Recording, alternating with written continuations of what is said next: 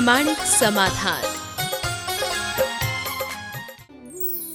नमोस्तु गुरुवर, क्या हमारे पिछले जन्मों के बुरे कर्म इतने ताकतवर होते हैं जो इस जन्म के अच्छे कर्मों को भी मिटा देते हैं? देखिए, पिछले जन्म के बुरे कर्म इतने बुरे होते हैं कि इस जन्म के सारे अच्छे कर्म खराब हो जाते हैं। मैं तो आपको कहता हूँ पिछले जन्म में मत जाइए। इस जन्म में बहुत अच्छे कर्म किए हो और एक बुरा कर्म कर दो, पूरी दुनिया थू करती कि नहीं करती। जीवन भर अच्छा कर्म करने वाला व्यक्ति गैर इरादतन कोई बड़ा अपराध कर ले तो सारी दुनिया उसकी थू करना शुरू करती कि नहीं करती। तो जब इस जन्म का एक पाप पूरे जीवन के सत्कर्म पर पानी फेर सकता है, तो अतीत जन्म का बुरा कर्म वर्तमान के या पिछले जन्मों के अच्छे कर्मों को भी बुरा करने में समर्थ हो सकता है। इसमें संशय की कहाँ गुंजाइश। इसे सहज भाव से स्वीकार कर लेना चाहिए। नमोस्तु गुरुवर, जिंदगी की दौड़ में यदि जीत जाओ तो अपने पीछे छूट जाते हैं और हारने पर अपने ही पीछे छोड़ जाते हैं। तो हम ऐसा क्या करें जिससे अपने ना छूटे? अपने पीछे छूट जाए तो परवाह मत करो, और लोग तुम्हें पीछे छोड़ जाए तो परेशान मत हो। मैं तो एक ही बात कहता हूँ, पीछे छूटने और पीछे छोड़ने का विकल्प तो छोड़ो ही, पीछे पड़ने की आदत से दूर हो जाओ। किसी के पीछे मत पड़ो और किसी को अपने पीछे मत पड़ने दो, तो हमारा जीवन निहाल हो सकता है। नमोस्तु गुरुवर, मेरे हर काम बिगड़ जाते हैं। मुझे ऐसा लगता है कि लोग मेरी बातों को समझ नहीं पाते। तो मैं ऐसा क्या करूं जिससे लोग मेरी बातों को समझें और मुझे अपने कार्यों में सफलता प्राप्त हो? काम करता हूँ, बड़ा या छोटा बिगड़ जाता है, लोग मेरी बातों को नहीं समझ पाते, तो आप लोगों की बातों को समझने लगे। और ये बात समझ लें कि मुझे हर काम में अतिरिक्त प्रयत्न की ज़रूरत है। काम में विलंब होना और काम का बिगड़ जाना दोनों अलग अलग चीज़ें हैं। काम में विलंब है तो हमें ये बात देखने की आवश्यकता है कि विलंब का कारण क्या है, और काम बिगड़ रहा है तो ये समीक्षा करने की ज़रूरत है कि मेरे काम करने की तरीके में कोई कमी तो नहीं। यदि दोनों चीज़ें हैं तो इन्हें हम सुधार लें और सुधार कर हम बहुत कुछ अच्छा लाभ ले सकते हैं। नमोस्तु गुरुवर, अपमान वह उधार है जिसको हमें ब्याज सहित चुकाना ही पड़ता है। तो हम किसी का अपमान करने से कैसे बचें? बहुत अच्छी बात कही गई है। अपमान वह उधार है जिसे हमें ब्याज समेत चुकाना ही पड़ता है। और नीति कहती है कभी किसी की आलोचना और कभी किसी का अपमान मत करो। सम्मान न दे पाना कोई उतनी बुरी बात नहीं है, पर किसी को अपमानित करना बहुत बुरी बात है। इस वाक्य को एक बोध वाक्य की तरह हृदय में अंकित कर लेना चाहिए, और हमेशा इस बात का ध्यान रखना है कि मुझे किसी को अपमानित नहीं करना है, किसी का अपमान नहीं करना है। नमोस्तु गुरुवर, कर्तव्य, उपकार और परोपकार आदि क्रियाएं यदि स्वार्थवश की जाएं, तब क्या इनसे आनंद एवं पुण्य की प्राप्ति हो सकती है? यदि नहीं तो इसका प्रतिफल क्या होगा? देखिए, स्वार्थ प्रेरित क्रियाओं का परिणाम वांछित नहीं मिलता, क्योंकि जिस क्रिया और कार्य के प्रति हमारी भावनाएं दूषित हो जाती है, वो ठीक वैसे हो जाती है जैसे हम जहर से किसी पेड़ को सींचे। जहर से सींचने पर उत्तम बीज फलता तो है, पर जहरीला बन जाता है। इसी तरह हम कोई भी अच्छा कार्य करें, भावनाएं अच्छी होनी चाहिए। यदि दूषित भावनाओं के साथ वो हम कार्य करेंगे तो कार्य फलेगा, पर परिणाम विपरीत मिलेगा। नमोस्तु गुरुवर, मान सम्मान पाने के लिए हम अपमान भी सहन कर लेते हैं, ये अहम की परिणति है। परंतु प्रेम पाने के लिए अपमान को सह नहीं पाते, ये किस भाव की परिणति है? देखिए, मान पाने के लिए अपमान को सहते हैं और ऐसा बहुत होता है, लेकिन आपने पूछा है कि प्रेम पाने के लिए अपमान को सहा जा सकता है नहीं। प्रेम की तासीर बिल्कुल अलग है। प्रेमी को अपमान सहना नहीं पड़ता, क्योंकि वो कभी अपमान महसूस ही नहीं करता। अपमान उसे सहना पड़ता है जो खुद को अपमानित महसूस करे। अहंकारी अपमानित महसूस करता है, लेकिन फिर भी कई बार परिस्थितियों से समझौता करके मन महसूस कर उसे स्वीकार लेता है। लेकिन सच्चा प्रेमी होगा और जिसके प्रति प्रेम होगा, सामने वाला अगर उसका कदाचित ज्ञात अज्ञात भाव में अपमान करे भी, तो प्रेम उसे अपमान मानेगा ही नहीं, वो अपने आप को अपमानित महसूस ही नहीं करेगा। तो प्रेम में कोई मजबूरी है ही नहीं, समझौता है ही नहीं। प्रेम सात्विक स्नेह की अभिव्यक्ति है। इसलिए अहम बड़ी स्थूल परिणति है जिसकी उम्र बहुत अल्प है। प्रेम आंतरिक परिणति है जो बहुत दीर्घजीवी होता है, पर उसमें बाधा बनता है हमारा अहम। जिस दिन ये अहम नष्ट होता है, तभी सच्चे अर्थों में प्रेम की अभिव्यक्ति हो सकती है। नमोस्तु गुरुवर। वासुपूज्य भगवान की कल्याणक भूमि मंदारगिरी तीर्थ जर्जर हालत में क्यों है? कृपया मार्गदर्शन कीजिए कि अपने धरोहरों के प्रति हम श्रावकों का क्या कर्तव्य बनता है। देखिए, मंदारगिरी के साथ कई प्रकार की पेचीदगियाँ हैं, वहाँ के कई स्थानीय कारण भी है। उन कारणों के कारण चाह करके भी वहाँ कुछ निर्माण कार्य नहीं हो पा रहा है, क्योंकि बहुत सारे लोगों के अपने अपने वहाँ दावे हैं। बहुत सारे क्षेत्रों की स्थिति ऐसी है कि वहाँ का प्रबंध 32 दांतों के बीच जीव की भांति करना थोड़ा कठिन हो रहा है। हालांकि हम सबको इन सब तरफ ध्यान देना चाहिए और इसका रास्ता निकालना चाहिए, और इस रास्ते को निकालने के लिए क्षेत्र कमेटियों को आगे आना चाहिए और उन्हें उन लोगों से सहयोग लेना चाहिए जो इस कार्य में सक्षम है, और सक्षम लोगों को इन्हें पूरी तरह से सहायता करनी चाहिए। जहाँ तक तीर्थों के प्रति हमारे कर्तव्य का सवाल है, तीर्थों के प्रति जागरूक होना चाहिए। उनके संरक्षण, उनके रखरखाव, उनके विकास के प्रति हमारा पूरा ध्यान होना चाहिए। अब एक बड़ा अच्छा पहलू यह है कि लोगों का तीर्थ यात्रा के प्रति रुझान बढ़ा है, और तीर्थ क्षेत्रों में तीर्थ यात्रियों की संख्या बढ़ने का एक सकारात्मक परिणाम ये निकला है कि अब तीर्थों के रखरखाव में काफ़ी कुछ वृद्धि हुई है। फिर भी अभी ये पर्याप्त नहीं है। हमें उपेक्षित या अविकसित क्षेत्रों के विकास का एक बीड़ा उठाना चाहिए और उसके लिए एक ठोस कार्यक्रम बनाकर आगे बढ़ना चाहिए। नमोस्तु गुरुवर। यदि पाप 5 प्रकार के होते हैं तो पुण्य कितने प्रकार के होते हैं, और पापों से बचने के कितने तरीके होते हैं?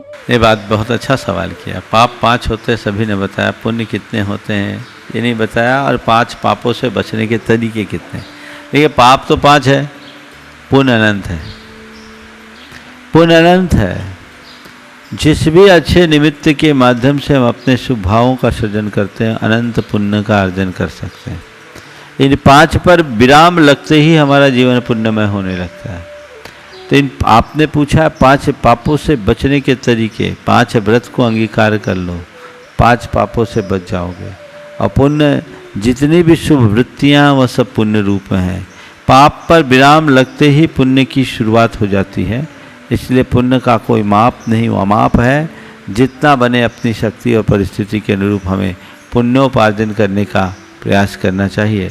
यद्यपि हमारे शास्त्रों में द्रव्य पुण्य और भाव पुण्य के भेद से पुण्य के 2 भेद भी किए हैं, लेकिन वहाँ भाव पुण्य की जब बात करेंगे तो हमारे जितने शुभ भाव हैं उतने पुण्य के अंतर्गत है। इसलिए जब भी अच्छा मौका आए पुण्य करने का, हम पुण्य करने में लग जाएं। 5 को छोड़ते ही हमारा जीवन पुण्य बनना शुरू हो जाता है। नमोस्तु गुरुवर। जैन धर्म में अपने अनुयायियों के अतिरिक्त सामान्य मानवता के लिए क्या उपदेश दिया गया है? देखिए, जैन धर्म में तो सामान्य मानवता का जो उपदेश दिया गया, मैं समझता हूँ शायद ही किसी धर्म में किया गया। वहाँ कहा गया सत्येषु मैत्री, प्राणी मात्र के प्रति मैत्री का भाव रखो। अर्थात हर प्राणी के प्रति अच्छी भावना रखो, किसी को दुख ना हो इस प्रकार की अभिलाषा रखो, भावना रखो। सारे जगत के जीवों से मैत्री का भाव, ये जैन धर्म का मूल संदेश है। परस्परोपग्रहो जीवानाम, ये जैनों के मूल सूक्त के रूप में इसी आधार पर अनुगुंजित हुआ है। हम एक दूसरे के पूरक और प्रेरक बने, हम एक दूसरे के साथ लेकर के चले, ये हमारा एक मंत्र है। गुणीषु प्रमोदम, गुणवान जीवों के प्रति हम आदर भाव रखें, प्रमोद भाव रखें, और दीन दुखी जीवों के प्रति करुणा की भावना रखें। क्लिष्टेषु जीवेषु कृपा परतम, और विपरीत विचारधारा वालों के प्रति तटस्थ वृत्ति को अपनाएं। ये जैन धर्म की बात है। अगर इतने मात्र को लोग अपना लें तो मैं समझता हूँ उनका जीवन बहुत पवित्र बन सकता है। नमोस्तु गुरुवर, ऐसा क्यों है कि नमोकार मंत्र का जाप करते समय मेरी आंखों में आंसू आने लगते हैं? नमोकार मंत्र का जाप करते समय आंसू आना बुरा नहीं है, बशर्ते मन दुखी ना हो। आंसू शुभ लक्षण भी बनते हैं, इसलिए उसकी चिंता न करें। नमोस्तु गुरुवर, हमें ऐसा क्या करना चाहिए जिससे आपकी अनुपस्थिति में भी हमें आपकी उपस्थिति का एहसास होता रहे? अनुपस्थिति में भी उपस्थिति का एहसास होता रहे, इसका क्या उपाय है? बस अपने हृदय में उपस्थिति दर्ज करा लो, अनुपस्थिति में भी उपस्थिति का एहसास होगा। हमने जो सुना है, समझा है, उसे अपनी स्थायी स्मृति में अंकित कर लो, अनुपस्थिति में भी उपस्थिति का एहसास होगा। सुबह शाम 2 बार जो आपको चैनल के माध्यम से लाभ मिलता है, उस संदेश को आत्मसात कर लो, अनुपस्थिति में भी उपस्थिति का एहसास होगा। नमोस्तु गुरुवर, कहा जाता है कि अर्धपुद्गल परावर्तन काल शेष रहने पर सम्यक दर्शन प्राप्त करने की योग्यता आती है, तो आचार्य भगवान ने आगम में ये क्यों नहीं कहा कि अर्धपुद्गल परावर्तन काल बीतने पर सम्यक दर्शन प्राप्त करने की योग्यता आती है? दोनों तरह का कथन है। कई जगह ऐसा लिखा है कि अर्धपुद्गल परावर्तन काल अवशिष्ट रहने पर सम्यक दर्शन की योग्यता आती है। तो धौला में अनेक स्थानों पर ऐसा भी लिखा है कि सम्यक के परिणाम से वो अपने अनंत संसार को छेद कर अर्धपुद्गल परिवर्तन मात्र कर लेता है। अनंत संसारम बोलाव्यून अर्धपुद्गल पर्यट्ट मित्र कदो। तो ये दोनों तरह का कथन है और अलग अलग दृष्टि से, पुरुषार्थमूलक दृष्टि से हम बात करें तो हम अपने परिणामों के बल पर संसार को समेट सकते हैं, और निमित्त प्रधान बात करेंगे तो हम कहेंगे कि जब हमारे अनुकूल समय आता है तब ऐसा हो। नमोस्तु गुरुवर, दूसरों की खुशी के लिए हमें क्या करना चाहिए, क्योंकि दूसरों की खुशी के पीछे हमारा जीवन बदतर हो जाता है? देखिए, सबसे बड़ी बात तो यह है, दूसरों को वही खुश रख सकता है जो पहले खुद खुश रहे। खुश रहना सीखिए, एक सूक्त बना लीजिए, खुश रहो खुश रखो। आप स्वयं खुश रहना सीखोगे तभी किसी को आप खुश रख सकोगे, अन्यथा और कोई दूसरा रास्ता नहीं है। तो खुश रहो खुश रखो, ये एक नीति बनाइए। जहाँ तक दूसरों को खुश रखने का प्रयास है, हम अपने छोटे छोटे स्वार्थों को त्यागें और सबके प्रति सकारात्मक व्यवहार करें, तो उसमें बहुत कुछ खुशियाँ लोगों को मिल सकती है। हाँ, दूसरों की वैसी खुशी जिससे हमारी खुशी गायब हो जाए, मेरी दृष्टि से वो वांछित नहीं। नमोस्तु गुरुवर, समाज में ऐसे लोग भी हैं जो स्वयं तो कुछ करते नहीं, लेकिन यदि कोई कुछ करता है उसमें कमियां निकालकर उसका प्रचार करते हैं। गुरुदेव, ऐसे लोगों के साथ कैसा व्यवहार किया जाए? ये तो संसार की रीत है। संसार में धुआं उड़ाने वाले लोग ज़्यादा हैं, सुगंध फैलाने वाले लोग कम। और धुआं को उड़ाने में ज़्यादा प्रयत्न करने की ज़रूरत नहीं होती, धुआं बहुत तेज़ी से उड़ता है। सुगंध फैलाने के लिए हमें बहुत प्रयत्न की आवश्यकता और अपेक्षा होती है, सुगंध धीरे धीरे फैलती। तो जो लोग हैं इस तरह की आदत वाले, उन्हें उनके हाल पर छोड़ देना चाहिए, और हमें ऐसे लोगों से एक सुरक्षित दूरी बनाकर रखना चाहिए। उनसे हमें किसी भी प्रकार की अनुमोदना नहीं करना चाहिए, अपना काम से काम रखना चाहिए। ऐसे लोगों को न प्रोत्साहित करो और न ही ऐसे लोगों से पंगा लो। दोनों बातें से आप अपने आप को बचा करके चले, तभी आप अपनी सुरक्षा कर सकें। नमोस्तु गुरुवर, क्या भगवान के नाम पर बच्चों और प्रतिष्ठानों का नामकरण करना सही है? देखिए, शास्त्रीय दृष्टि से अगर हम विचार करते हैं तो शास्त्रों के अनुसार तो बच्चों का नामकरण भगवान के नाम के आधार पर ही करना चाहिए। आदि पुराण में ऐसा उल्लेख आता है कि भगवान के सहस्र नामों में से 1008 नामों से चिटपट विधि के द्वारा बच्चों का नामकरण करें। यानी उनमें अनेक नामों के, भगवान के नाम पर आधारित नामों की पर्चियाँ डाल दो और उस बच्चे से निकलवा लो। जो उसके भाग्य का हो वो नामकरण उसका कर दो। तो हमें भगवान के नाम से नाम रखने में किसी भी प्रकार की आपत्ति दिखाई नहीं पड़ती। ये नाम निक्षेप है, और ऐसा ही नाम रखना चाहिए जो अनवर्थ हो।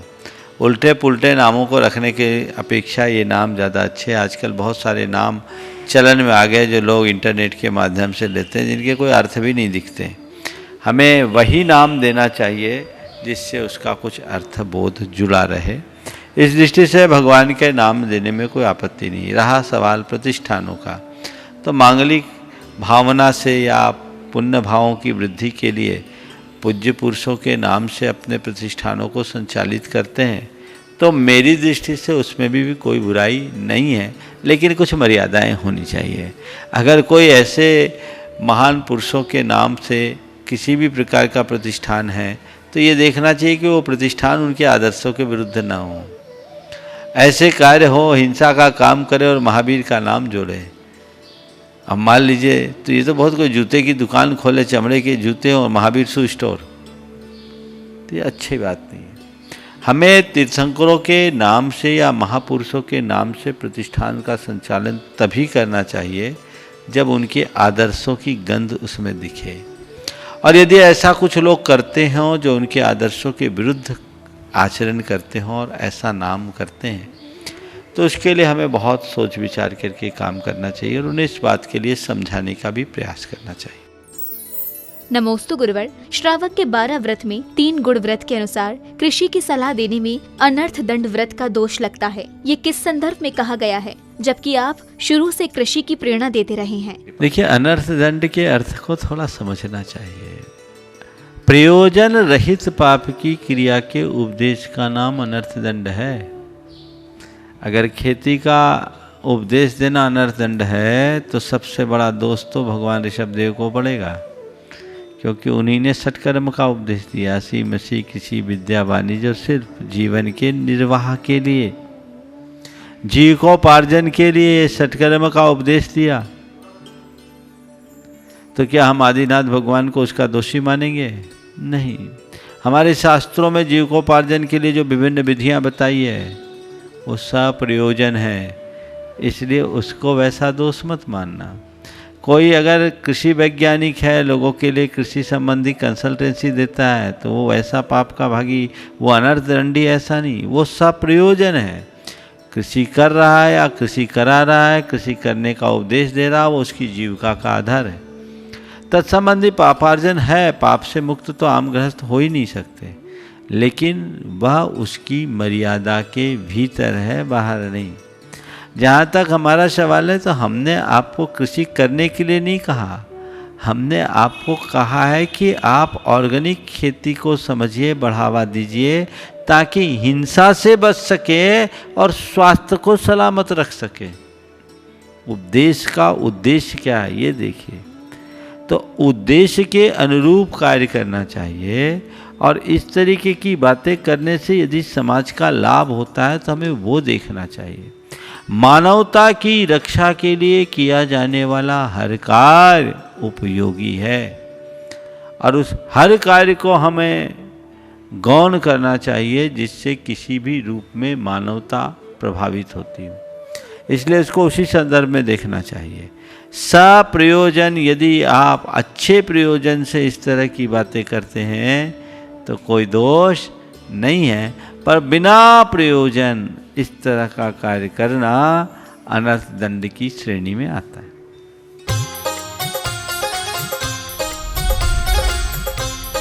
प्रामाणिक समाधान।